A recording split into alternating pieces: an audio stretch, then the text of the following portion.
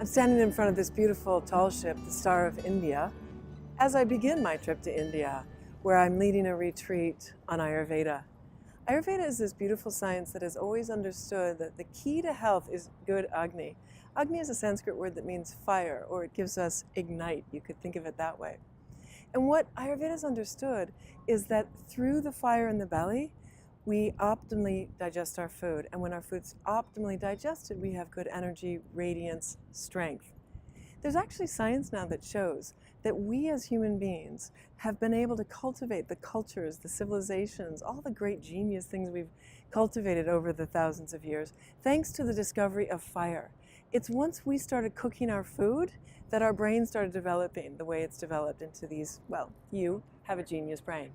And that's thanks to fire. We are no longer like our primate cousins, having to spend all day looking for food, foraging for food. We're able to eat 3 simple meals a day.